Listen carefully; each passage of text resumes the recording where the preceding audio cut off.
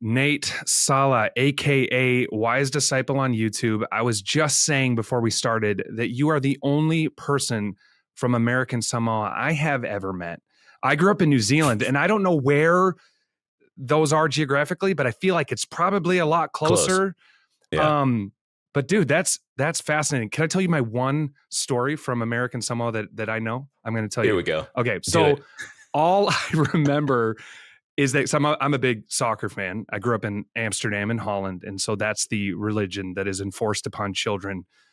Whether you have a choice or not, I don't know. But you play soccer, or you don't have a reason to be there. But I remember, I think American Samoa has the sad distinction of the biggest loss, being on the receiving end of the biggest loss in soccer history. I think it was like, I want to say it was like 26-0 or something like that. So yeah. I'm sorry that you had to be on the receiving end of that. Well, I think they made a movie about this too recently. Oh, they did. Yeah, but so soccer is not something that is played very much in Samoa, but rugby is. Yes. And rugby is something I grew up watching a lot and participating in. So wow. Well, yeah. Again, as I said, I spent my adolescent years in New Zealand, and while I certainly enjoyed rugby from afar for reasons of personal safety, I kept my distance.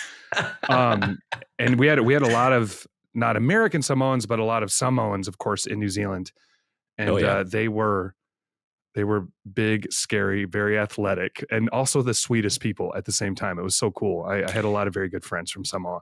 You know, it's crazy. And I meet, because I've got extended family everywhere, but they're all comedians, man. I don't know why. And I categorize myself in that category too. Like, we're all just want to make jokes and laugh at the end of the day. Honestly, you're dead right. Some of the funniest people I have ever met. So this is strange and I love it. It's such a random connection. Hey, so I want to talk to you about a million things. And as I said before we started, I have been binge watching your videos and I'm so impressed. I'm such a fan and so love your heart. And I mean, some of the videos are like, I love this stuff and I love the technical side of this stuff, but some of them are like, okay, I got to watch that. Not in my typical two times speed, because you get into some weighty material, some contentious material. But before we dig into that, real briefly, tell us your story. I really gave a little bit of a glimpse of it, but how'd you come to faith and how did you become a YouTuber? And I don't know if you'd even want to be described that way. I don't know. But how did this all happen? Yeah, thank you. So I grew up in church. My mom and dad met in the 70s. I was born in the 70s, but they were the product of the Jesus Revolution. My mom actually went to Calvary Chapel, Costa Mesa. Oh, wow. And she knew Chuck Smith. I don't know if she knew him personally, but that was her church. And so I grew up going to Calvary Chapels. We moved around a lot, but we always ended up at a Calvary Chapel. And I grew up in that environment. My parents were actively involved in church. My pastors did their job. I knew the content of the scripture, but I realize now looking back, I wasn't saved. And so as I was learning all of this content, I started running into, especially in adolescence, I started running into problems with some of the things that the Bible was, speaking against. And so this is where I sort of, at the time, if we would have talked when I was, 14, 15, I wouldn't have been able to explain this to you. But again, in reflection, looking back now, I realize at 46, this is what I was doing. I was sort of categorizing the Bible as this fictional story that people tell each other. And it, in a way, it just allowed me to get around some of the things that clearly is delineated in the scripture. These are God's desires for us so that we can flourish. Yeah. And I wanted to do some of the things that God did not want me to do. So it all came to a head at 17. I told my parents, I don't want to go to church anymore. It's not for me. And that just devastated them. But they let me go. And at this point, so I was born in Samoa. I came to the States when I was 1. And we moved around a lot. We bopped around. My parents were high school graduates. They were chasing jobs in the 80s. And we landed in Vegas, Las Vegas. Oh, wow. Okay. When I think I was 14.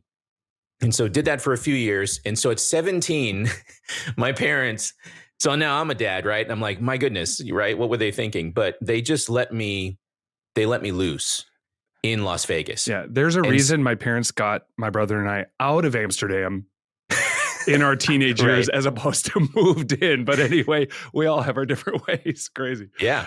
Wow. Well, I'm sure for them, I haven't really talked about it too much with them, but I'm sure they had to just trust the Lord at the end of the day. Yeah, what are you going to do, right? Yeah. There's no cell phones back then. Who knows where I was? But I basically just went off on my own. I graduated high school a year early, so now I'm in college. And then from there, I just got all these sorts of jobs in and around the Las Vegas Strip. So I was like a cards dealer. For a little while, I was a bouncer at a nightclub, and I was pursuing this active lifestyle of going to clubs and doing that whole scene. Yeah. And I did that for about 13 years. In that time, I basically did everything I was told I was not supposed to do, and it got a little crazy. But then, the Lord basically, because I'm so stubborn, he basically brought me to the point where I really felt emotionally crushed. I was always like, so I'd go out and party, meet people. Yeah. I dabbled in the occult. Like there was a lot of weirdness going on at the time, but I always felt empty. Even going out at night, coming home, I always felt incomplete. Like there was something missing. And that was the Lord. It was the Lord letting me feel that, to the point where, and I'm sort of skipping over a bunch of stuff, but I had a very close family member to me. Like he was like my older brother. He was my cousin, but to me, he was like my mentor, kind of like he taught me a lot. Older brother figure. He died. And it's not that he passed away. It's that I was there and I was holding him in my arms and I watched him go. Wow. And that completely destroyed me because I'd never seen anybody die before. Yeah. And that was the beginning of the end for me. The Lord worked on my heart over the next several years. And he brought me to the point where I was able to pray for the very first time at 30 years old. Lord, help me. And I immediately knew he was there. Philosophers talk about knowledge. And there's various categories of knowledge and the way that the Holy Spirit operates. Sometimes JP Moreland talks about this. One of those categories is knowledge by direct awareness. You can't prove it. You can't argue by pointing to something else. You just have this direct awareness of the Lord. And that's what I had when I prayed for the very first time. And I would say that was the moment for me that where I committed myself to Jesus. So then how do you, this again is fast forwarding a lot. You then went into ministry in various forms, correct? And then of course, I don't know about the latest manifestation of that, but YouTube is then part of that. And I want to dig into various parts of your story as it overlaps with the content you now create. So could you briefly just describe how did you end up in front of a microphone and camera the way you are now? Yeah. Reluctantly. Okay. So I immediately got saved and it just almost immediately jumped into school because I felt like at 30, there was a lot that I wished I knew. If you can imagine me coming back to the church, there was just so much. Sure. Now I have these questions that I wished I would have asked a long time ago. And so anyway, I feel like I'm catching up. So I jumped into school, got my theology degree. As I'm graduating, I had two paths. Either I could become a pastor, which in my mind, I'm like, man, if people knew what I've done in my life, they would never make me a pastor in a million years. And so I just went a different route, and I went back to school and got my master's in teaching, and I jumped into the classroom, and I was a high school teacher for a number of years. But right before graduating with my theology degree, I started a blog because I always felt this concern. I was learning all of these things, and I was like, man, I wish the church or my brothers and sisters knew some of the things that I'm learning. And so I started the blog. It started to gain traction about a year in. And all of a sudden now I have people wanting to help me with the blog, writing the blog and all that stuff. I created an audio podcast. This is over a period of years. We eventually became a team of 8, and I sort of became a nonprofit. We got incorporated for that. And then over time, we decided to shift to YouTube. So I'm again speaking sweepingly here, but Yeah. now I'm a pastor at a church. This is in COVID. We're shut down, and now all of a sudden, instead of preaching to the congregation, we're preaching to cameras. And at that point, something just kind of clicked for me, where I went back to my board for this blog ministry, and I said, "Hey, I think we need to jump over to YouTube. I already have all the equipment. Let's just give it a try." Yeah. And that was basically the impetus for becoming. And I never thought, Ben, this has always been a side hustle for me. Like Wise Disciples started in 2013. I never thought in a million years. I was very comfortable with an audience of a couple of hundred people. Yeah. That's what I always thought was going to happen. What's been going on the last couple of years, it still is mind blowing. I can't quite explain it. Yeah. Well, it's funny, the blog to YouTube route. I feel like blogs back then were kind of the thing, right? And then I guess we all stopped reading. And now, for better, Yep. I was gonna say for better or for worse. I can't think of a for better. It's probably For worse. just for worse. Yep. Okay, so you jump onto the YouTube thing, and it's crazy to hear 2013 because like you've been plugging away at this for a while, and so you said the last few years is when things really picked up steam. Yeah, I'm a 12-year overnight success. Yes, classic. Yeah. You and every other quote unquote overnight success. It's classic. Yeah. Yeah. And, and then immediately, so my heart has always been in the area, and you probably are catching on, as you're watching the videos, but I'm primarily concerned with communicating our Christian convictions to a culture that largely does not want to hear it. And also discipleship, because I think those two key areas are where the church is lacking in equipping, if I can say it like that. And so I wanted to immediately make videos on that. And I quickly realized nobody wants to hear that. Nobody cares. And so I was starting to think, okay, so I hate to say it this way, I need a gimmick so that people can become aware of the channel, and then I can talk about what I want to talk about. And so I'm like flipping through the Rolodex of ideas in my mind. And I'm like, well, wait a second. When I was a high school teacher before I became a pastor, I used to teach debate. So maybe I should look at debate videos and sort of talk inside baseball as a debate teacher. Sure. And that basically is what kicked off visibility for the channel. Okay, cool. One of the questions I would love to ask you as someone who you continue to engage in culture, and especially around objections to Christianity and challenges and just the general zeitgeist that we're living in now.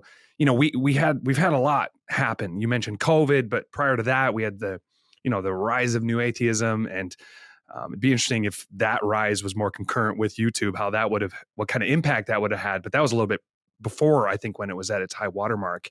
And then you have COVID and George Floyd and, cancel culture and wokeism. And then Trump comes and goes and comes. And we have this crazy times. The best way that you can put your finger on the pulse, where are we now? Like what are the objections? What is the feeling out there that you can perceive?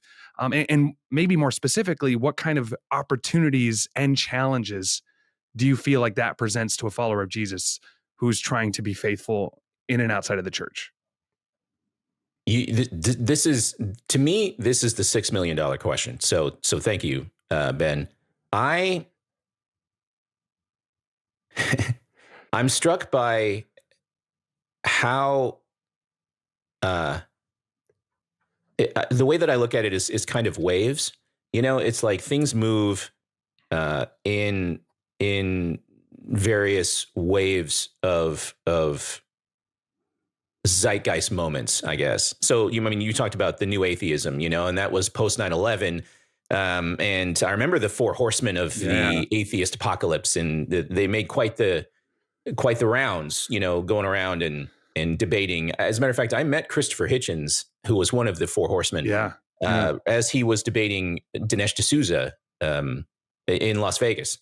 And I remember those times. It seems like this has just shifted. I was talking to William Lane Craig about this as well, because he mentioned something, and I was like, wait a second. So where do you think I basically asked what you just asked me. Right. And he said, we're in a repeat of the late 60s. If you remember the late 60s, there was quite a bit of a distrust in terms of media, in terms of government authority. People are out on the streets protesting. And there was a lot of unrest Yeah. in society. But of course, the late 60s then led to the Jesus Revolution of the 70s. And so this is why I think, so I don't want to say it's it's so cyclical, it's going to happen again just like that. I don't Sure. think so. But this is why I think a lot of people, especially in my circles, are suggesting that there is a revival coming. But I would say ultimately where we are right now is basically we're in what I've been calling this clash culture mindset, where we really want to, because of social media, we have the ability now. We really want to tell people that we disagree with them. We want to say how we disagree with them. If there's nothing wrong, we want to go out of our way to find points of disagreement, and we want to clash over these things. And I think it's gratifying in a way for people to do this in a faceless sort of online environment. And I think what this betrays is we've just largely forgotten how to be in relationship with each other. Yeah. And I think all of this sort of intersects with this meaning crisis that some have been talking about. And I think ultimately what this means, because you asked about challenges, or excuse me, opportunities, you know, for followers of Jesus, I think it provides for us a way of showing them the solution to their search for meaning, for their feelings of unrest because of the steady social media diet that they find themselves sort of looped into. And I would say this: there's two ways that Christians could, you know, sort of stand out immediately, which is number one, get off social media, live very simple lives. Don't be consumed with the cares of this world. And number two, with every bit of engagement that they have, seek to do it in a manner that builds and repairs relationship. Because again, I think all of what we're seeing is just betraying the fact that we've forgotten how to be in relationship with each other. God made us to be in relationship with him and with each other, and we've just largely forgotten. You mentioned this weird, well, maybe this resurgence of an interest in justice, or we're always, we feel a sense of unrest, or we're protesting. And yet also that seems to be bizarrely coupled with this relativism where, you know, it's the era of my truth. No one gets to define for me what is true. And so, of course, you have this bizarre paradox where we're always outraged, but have no foundation for that outrage. Like we have no objective morality to point to. Do you feel like on some levels, this grasping at things to be dissatisfied about, as you said, in some ways is an attempt to find bedrock? Like I need something, like I can't truly live in this moral relativism. I don't actually believe that's true. It's incongruent with my own instincts against injustice. And do you think this is just blatant dissonance, or is there really some sense of like, I'm trying to find what's true, and so I'm launching out in all these various causes and protests because people really do want some moral foundation. They want a compass. They want a direction. Is that tracking at all? Does that make sense? Yeah, I think it's all of the above. Yeah. You know, and this opens the door to another sort of path of conversation, which is, let's go there. So what do we do because of that, right? But anyway, maybe we can explore that. But yeah, I think it's all of the above. I think what we're seeing is expressions of not only, like I said, this self-gratification of clash where people just want to actually you all the time. Well, actually, but also, it's an expression of people seeking in very unhealthy ways, might I add. It's all of the above. And again, I think these are just opportunities to help people. So I was talking to somebody in Australia who I find to be an incredible voice when it comes to evangelism, especially like contemporary evangelism. His name is Sam Chan. He actually has a couple of books on my bookshelf over here about evangelism. And, he points out that evangelism today is more, it's almost like, it's like psychological. It's almost like counseling evangelism, if you want to call it something, wherein the Christian really acts like a counselor and helps and guides people deal with the various issues that are floating around in their minds, and I think he's onto something. Yeah, that's interesting. So how do we let's narrow it down to a young person. a university student who is in that position of, maybe there's part of it that's disingenuous and it's a little bit of just like, I like to be outraged for outrage's sake. But then there's another part of them that genuinely desires to make the world a better place. And of course, we can get on board with that. How would you confront someone like that? Or how would you speak to someone like that who, it has that moral relativism, but also outrage, part of it genuine, part of it maybe disingenuous? How would you speak into that? Because I think that represents a lot of people out there. And for listeners of this podcast, a lot of people in their lives. Right. Yeah. Again, this is an incredibly important question. Do you mind if I tell you a story and then I'll answer your question? I don't. You can go anywhere and say anything. Because I realize I'm right out of grad school with my teaching degree. Now I'm in the classroom, and in my first year it was awful. Like I barely survived. And it's funny because my professors warned me, Nate, it's going to be all about survival. It's not going to go well in the first year, and that's just everyone's journey. And I was like, yeah, not me, not this guy. Yeah, it was me. And I remember at the end of the first year, just reevaluating, like, what is the biggest concern for me? The biggest concern was I had students. So I taught two things in high school. It was literature and debate. And the biggest concern that I had as a teacher was students who did not want to learn. Huh. And so I'm like, how do I get them to want to hear what I have to say? Now, this is, in my opinion, the Christians' biggest concern when it comes to evangelism is the same thing. You got people who, again, they're expressing themselves in unhealthy ways, particularly online. We have Christian convictions that we want to communicate, but then how do we do this to people who don't want to hear it, right? Yeah. So at the end of my first year of teaching, I went away and I was like, what do I do? I was praying. My grad professors had never prepared me for this kind of situation. And so it probably just finally couldn't really, right? No. Like they said, this is just a rite of passage almost. No. And I would ask them because I was still in contact with them, and they didn't know. And so it was very frustrating, especially with the way my brain works. But anyway, so I just purposed to go away. And then it dawned on me, wait a second, Jesus was a teacher. Yeah. And so what I did was, with my sort of educational knowledge and training, I went back that summer and I studied the teaching methodology of Jesus. And so that's a very long lead up to this. What I see with Jesus is something similar, although the details are completely different, historically, contextually, all of that. But he would lead by asking questions.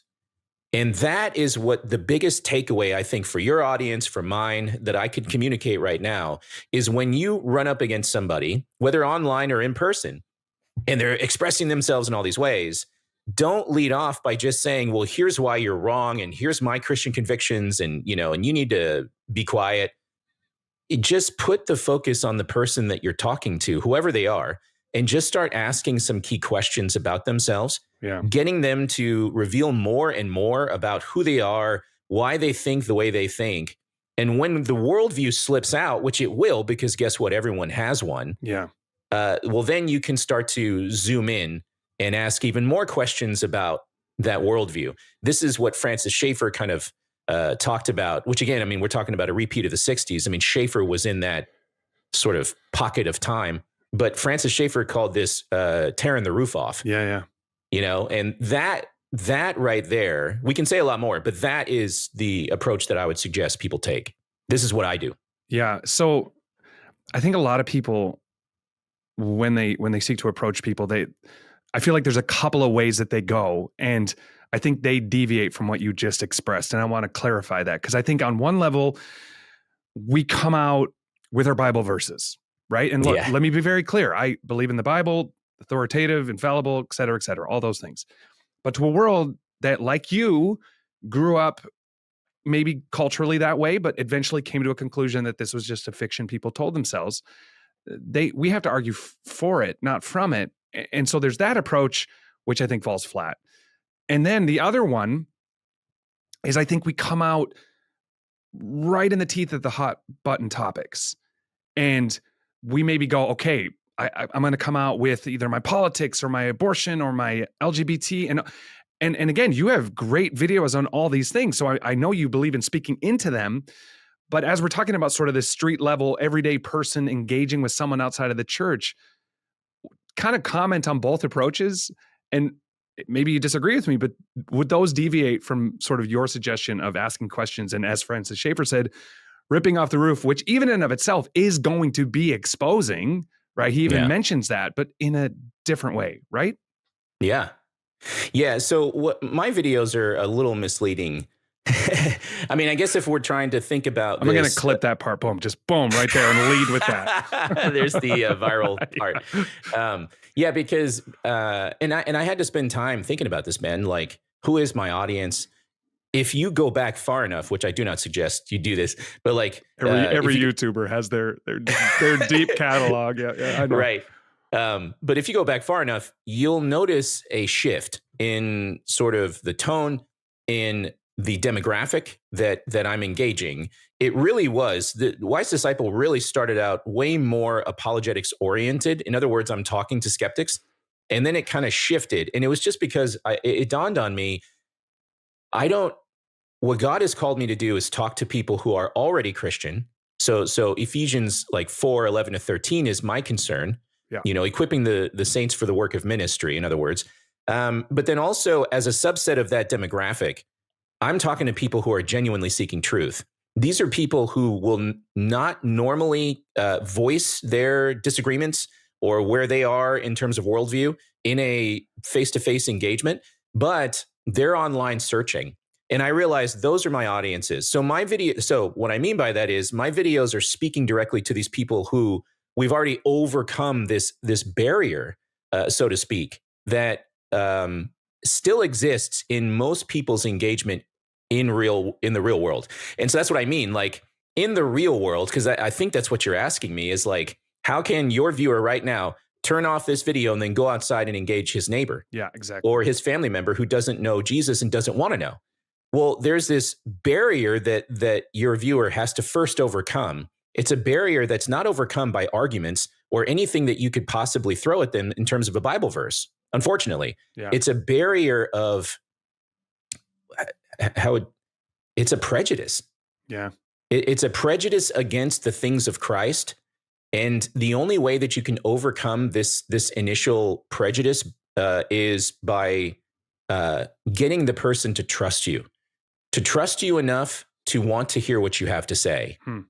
And that's what I mean. If you lead off, instead of saying, here's why you're wrong, and here's Bible verses that, by the way, you don't even see the Bible as a source of authority, but I'm just going to throw them at you anyway, right? Right. Instead of doing that, if you can just put the focus on the person and ask them what they believe and why, what you're going to discover if they are not a Christian is that their belief system falls short. Yeah. And that's what you need to bring the person to, is this moment where the roof has been torn off of their worldview and they realize, my worldview makes no sense. Because if you can get them to that moment, that'll be the pivotal moment where they'll start to consider what you have to say. Yeah. Yeah. In our mission, we emphasize the need to have spiritual conversations that lead to the gospel. And so I think it's based on a premise that everybody has these spiritual longings, that right, regardless of what you believe or what you claim to believe, you still are made in the image of God. And therefore, in the absence of that relationship, you have that gaping void and you feel those felt needs of, like you mentioned, the crisis of meaning or the lack of objective truth or just the resilience in the face of suffering, which the world will bring. And so there are these longings, and we can find openings in, like you said, great questions of what makes you angry and why. Like, why you seem to be so passionate about justice. Why is that? Or, what keeps you up at night? Or why does a incredible piece of music bring me to tears as just a highly evolved animal, here to reproduce essentially. And so it's about finding those spiritual conversations that I think everyone wants to have. Has that been your experience? I don't get the sense that people really want to remain in the superficial conversations that they live in day out. Yeah. Well, and I think social media has exacerbated this. That's why. So I don't know. So none of my degrees are in psychology. So just take what I say with a grain of salt. But I think that's why the meaning crisis has become so heightened lately. Yeah. Is because of the rise of social media. Everything is curated, everything is shallow, and people are seeking eternal things but they can't articulate it that way. Right. And so, yeah, let's get them to start thinking about the actual path towards eternity, which is Jesus Christ. Yeah. Yeah. So, again, consuming your content and loving it, I think that there's a certain type of person for whom it might, not all of it. And I know you have your desires to disciple and not just only the apologetics angle, although those are the ones I think I'm more naturally attracted to. How much of that does the average and I don't mean average in a pejorative sense, but just the everyday follower of Jesus, how engaged do they need to be with having a compelling response to gender confusion, having a compelling response to, hot topic, fill in the blank? Like, how important is it that we equip ourselves in that way without, you know what I mean? Like, I just feel like that is something that people can either dismiss as an intellectual thing, or they feel overwhelmed by the magnitude of it. As how much is that important as part of our general discipleship as followers of Jesus? Vitally. It's vitally important. Let me approach it this way. Jesus, at the end of his time on earth, sends off his disciples with a commission, right? Mm-hmm. Go make disciples of all the nations. Which, by the way, and this is, again, a path towards a different conversation if you want to explore it. Yeah. That means that the Great Commission does not culminate in evangelism. The Great Commission culminates in discipleship, which I think a lot of churches are woefully lacking. They don't even have a strategy for it. But again, this is another time. But if that is the case, that means that we need to, as disciples of Jesus, because we all are, go and engage, like I said, friends, family members, the people in our circles of influence, because God has placed us all around the world for a specific reason. Yeah. We're not just here in America. So I'm in Nashville. Yeah. And, but everybody, all your audience is where they're supposed to be for this season because God has put them there. And so that means that if we're going to engage the world for Christ, we're going to have to engage people where they're at. And where they're at is where we started. They're expressing themselves in ways that reveals that they've forgotten what it means to be in relationship with God. They don't even know it. They're not churched, most of them. They have no concepts, but they have these deep felt needs inside them, and they're expressing them in all these unhealthy ways. And so that requires, that you need to know what's on the hearts and minds of the people that are lost, like abortion issues or LGBT or whatever it is. It's vitally important that you know how to. You don't need to be an expert on these things, but you need to know a little bit. And the way to practice this kind of stuff is just to get together with your brothers and sisters and, kind of run through some conversations sometimes and talk about these issues with friends in the church in a safe environment so that you're ready when you get out and you meet somebody who is lost in the world. Yeah. What would you say are the most common ways? Again, I'm not trying to frame this negatively, but how do we most often fail in these conversations? What are the things that that hurt our witness or just are just unhelpful and even just the mechanics of how we argue, how we discuss things? What would you say are the biggest ways that we need to grow in this area as a church? This one's an interesting question. Thank you, because I wonder if tomorrow I'll give you a different answer. Sure. Sure. But you're catching me right now at a time where I'm extremely sensitive to how much the church where I am, which is in America, is not Christ-like. And so maybe you were thinking, in terms of logic or the right kinds of arguments. That's not where I'm going. My thought is, man, we have a big problem with the ways that we engage people, the tone of voice that we use. We throw around accusations and slander way too easily. Right. And I think that ultimately harms the witness more actually than the arguments themselves. Right. So I would probably lean that way. Yeah. I wonder, I don't know if you read, I think it's called The Righteous Mind. Oh, yeah. And a fantastic book, right? And very compelling in terms of its description that we are far less rational than we like to think. And so, to your point, ultimately it's about how people are, how they feel, or obviously in our case, the way the Holy Spirit touches their lives. But so the idea that we would focus on the rational as opposed to their personhood, their emotions, their psychology, as you said. And yeah, I wonder, I think about the idea of 1 Peter 3:15, which of course famously talks about being gentle and respectful in the way that we approach arguments. But I think the thing that has stood out to me about that recently is that it talks about defending our hope, right? Not Mm, our brilliant ideas, not the logically sound arguments that we have. It's our hope. And you said yeah. something at the very beginning of this conversation about following Jesus being for our flourishing. And I feel like, and again, you also said that the church has failed to live like Christ. And how much easier would our job be, in a sense, with the caveat that sharing the gospel is always hard? How much easier would it be if the examples that we are to the world would be joyful, would look like flourishing, not as the world defines it? Wouldn't that be so much more powerful than if we all just armed up and got really, really good at, the Klum cosmological argument, or how to, you know, just confront someone's crazy misunderstanding of embryonics, and they should understand that because that would make the pro-life position much more logical. Wouldn't you say that is so much more important for us to focus on? Oh, totally. I'm so grateful that you brought up this particular point because it just needs to be said more and more. And it's good because I try to say this too on my channel, but like, you know, so I was talking to I mentioned I had an audio podcast before I jumped over to YouTube, Yeah. and I was interviewing a professor at Biola. I think it was Greg Gansel. He had just written a book called Our Deepest Desires, and we were talking about this very issue.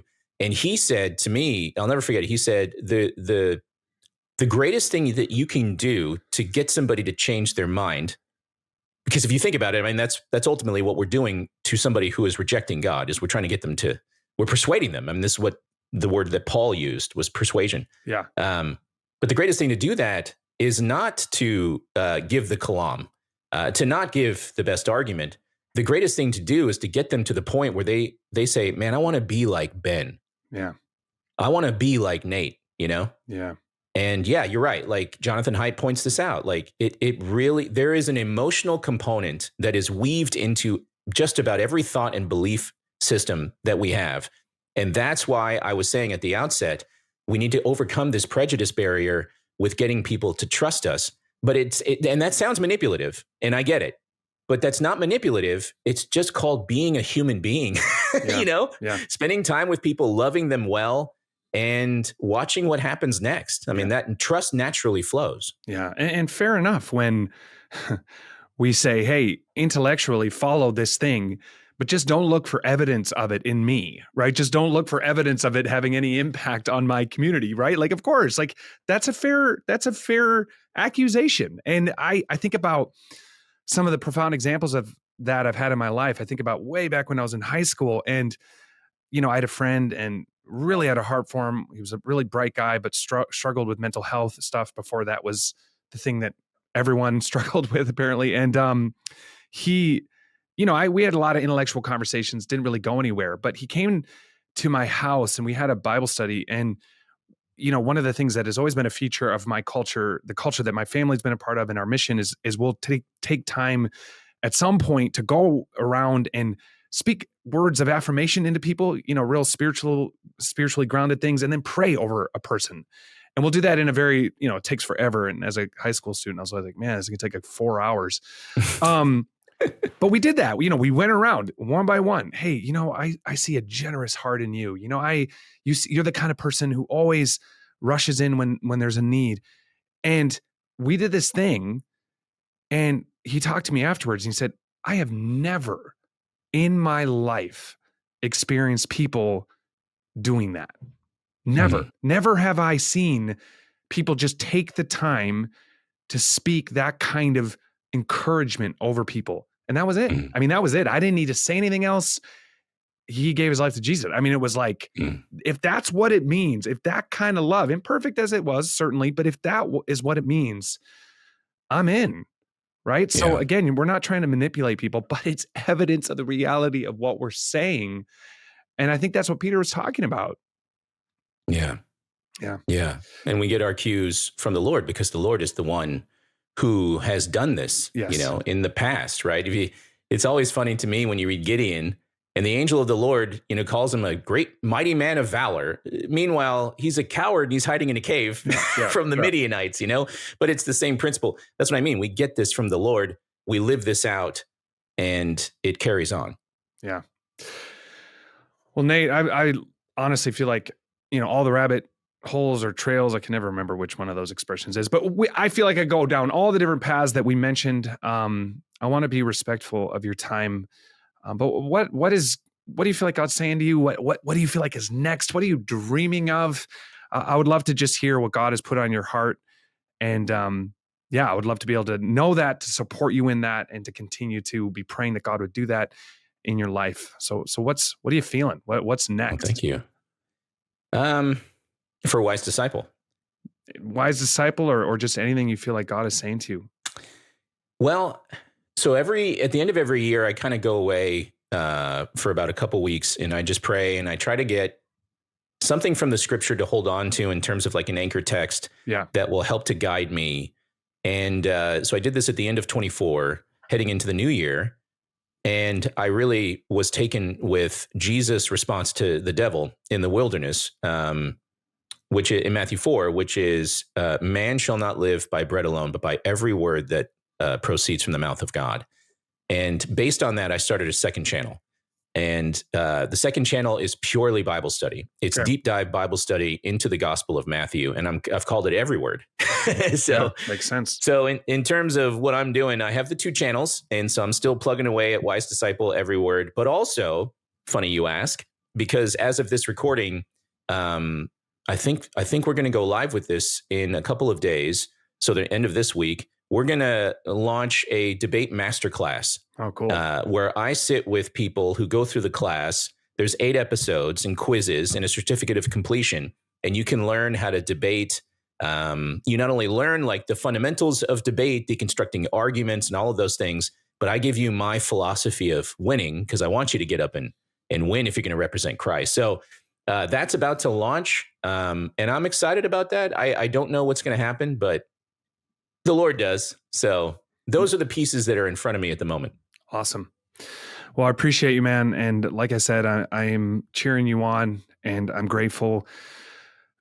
Guys like you have, for someone who I feel like is drawn to the intellectual side of my faith, the rational side of my faith, and yet not in a way that I feel loses the forest from the trees, not in a way that loses the side of the mission of Jesus in the midst of all that.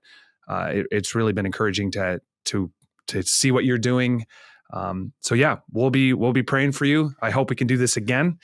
And we'll be praying that God uses this new tool, because I think, as you said, assuming it is motivated by a broken heart for the lost, being able to articulate the truth, the winsome truth of Jesus in a culture that is desperate and so confused is so vital and so crucial. So thank you for doing that. And thanks for coming on the Provoke and Inspire podcast. Appreciate it, man.